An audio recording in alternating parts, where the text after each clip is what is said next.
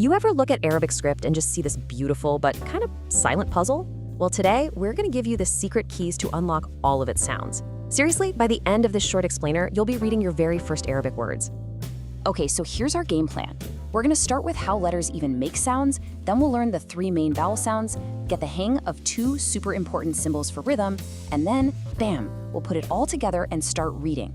Let's get right into it. All right, first up, from silence to sound, we're about to uncover the secret of something called Harakat. So, take a look at this letter on the screen. This is ba, but right now, just by itself, it's completely silent. It's just a consonant hanging out.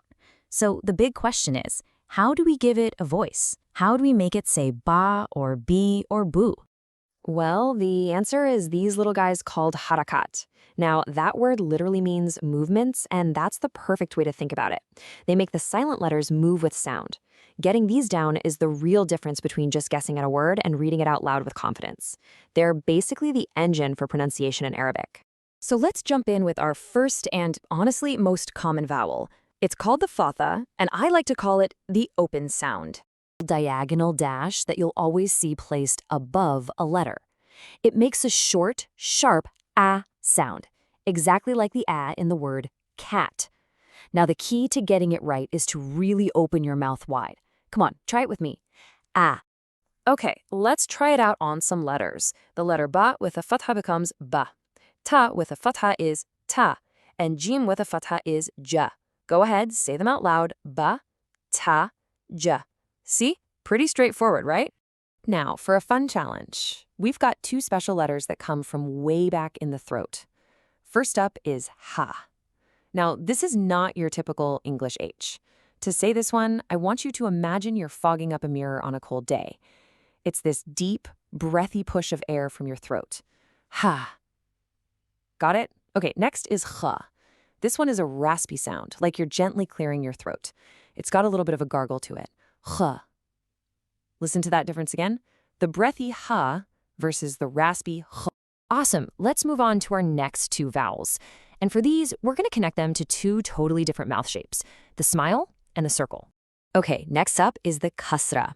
It looks just like the fatha, a little dash, but here's the key. It always, always goes below the letter.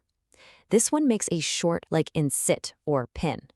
And as you say it, you kind of naturally form a slight smile with your mouth. Let's practice that.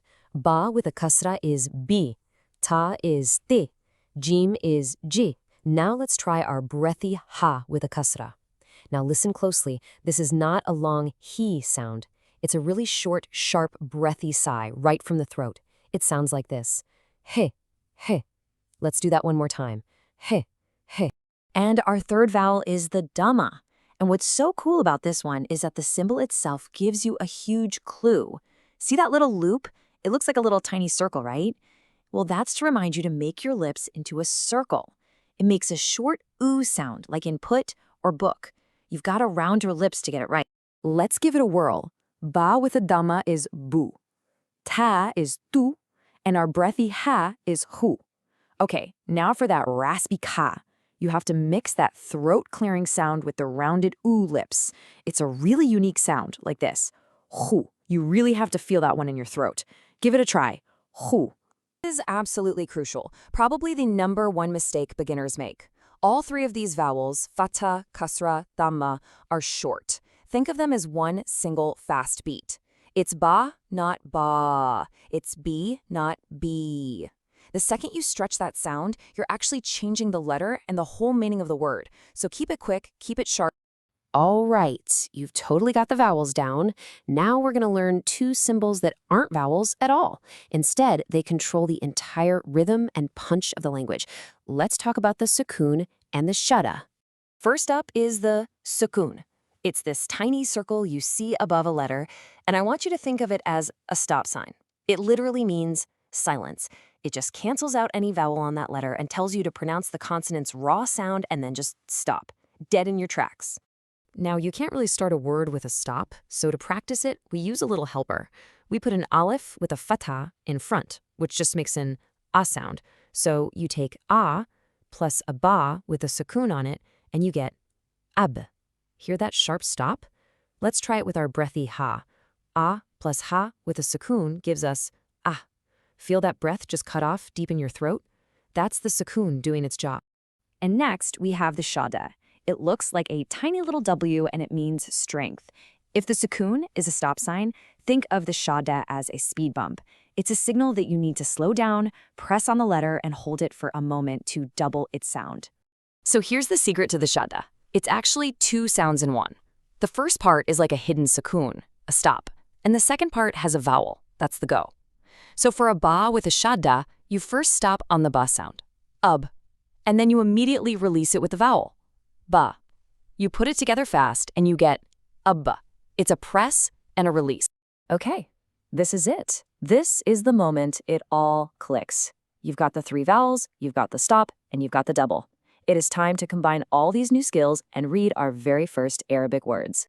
Are you ready? Here it is, our first word. This is where everything we just learned comes together. Let's break this down piece by piece.